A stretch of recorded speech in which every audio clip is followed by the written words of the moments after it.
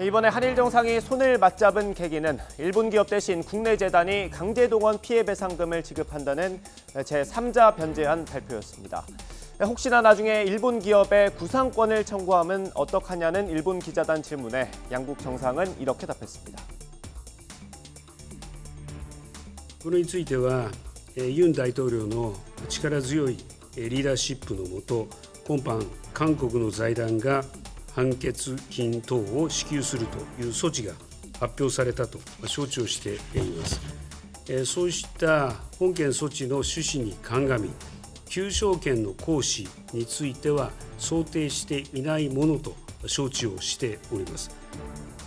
만약에 구상권이 행사된다고 한다면은 이것은 다시 모든 문제를 원위치로 돌려놓는 것이기 때문에 우리 정부는 그런 구상권 행사라는 것은 이 판결 해법을 발표한 것과 관련해서 그 취지와 관련해서 상정하고 있지 않습니다. 부족하면 제가 더 답변을 해드릴 수 있는데 질문을 더 해주시면 좋겠습니다.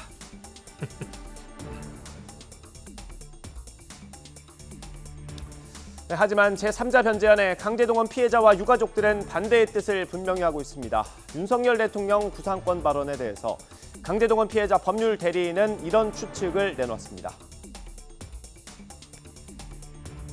재단이 구상권을 가질 때 그걸 어떻게 포기할까라고 좀 법률적으로 고민을 해보면 아마 포기각서를 일본 기업에게 전달하지 않을까 싶습니다. 즉 재단이 내가 구상권을 확보는 했지만 대신 갚아줘서 이거를 당신 기업들한테 행사하지 않겠다는 채권 포기각서를 이사장 명의로 도장을 찍고 일본 기업에게 전달을 하면 나중에 이 재단의 이사회가 변경이 돼서 우리가 갖고 있는 권리를 이제 행사하자라고 해도 일본 기업 쪽에서 너 나중에 예전에 포기각서 썼기 때문에 지금은 소송 제기할 수 없어라는 방식으로 일방적인 채권 포기 절차를 아마 법률적으로 검토하지 않을까 싶고요. 여기에 대해서는 제가 어쨌든 재단이 구상권을 포기한다는 것에 대해서는 평가하고 싶지 않고요. 채권을 지키겠다는 피해자들이 계신다면 또 그분들의 권리를 위해서 싸우겠다 정도의 말씀을 드릴 수밖에 없을 것 같습니다. 이번 한일 정상회담 결과에 대해서 야당은 굴종 외교라고 혹평했습니다. 반면 국민의힘 윤상현 의원은 야당의 평가에 이런 반응을 전했습니다. 라디오 인터뷰입니다. 그런데 민주당 입이 10개라도 할 말이 없는 분들입니다. 아, 그런가요? 예. 왜냐하면 2018년 10월에 어떤 대법 확정 판결 이후에 민당 정부가 한 게 아무것도 없습니다. 요번에 지금 미쓰비시 중공업 신일본 제철에 이 원고 승소하시면 15분인데 그중에 13분이 이미 돌아가셨어요. 예. 그리고 아직까지도 또 1000명의 원고들이 지금도 소송을 진행 중에 있거든요.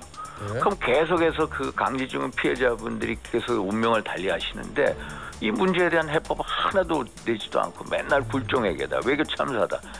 민주당이야말로 이 문제에 대해서 반성해야 할 분들입니다.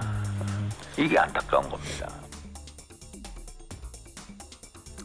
이번 정상회담에서 양국 정상은 김대중 오부치 선언을 계승한다는 뜻을 분명히 했습니다. 우리 정부와 여당은 사죄의 의미가 담겼다고 평가했는데 호사카 유지 교수는 기시다 총리의 모두 발언에 이런 내용이 숨어 있다고 지적했습니다. 가장 중요한 부분은 역시 과거사 문제에 대한 인식이죠.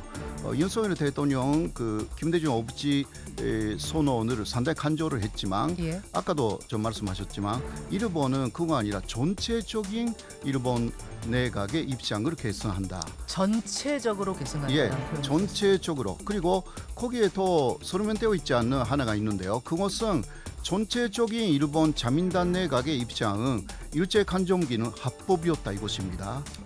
예, 이런 것도 다 숨어 있는 내용입니다. 이 자민당 내각이 거의 55년 이후 4년 빼고 다 자민당 내각이기 때문에 그 앞에서 결정한 것을 거역할 수가 없는 그러한 구도가 만들어져 있어가지고요. 우리가 볼 때 그리고 국제사회에서 볼 때 상대방에 맞추지 않습니다. 예, 우리에게 맞춰라라고 오기 때문에 맞춰라. 그러니까 자민당 쪽에서 이게 일본의 스타일이자 일본의 단점이라고도 할 수가 있어요.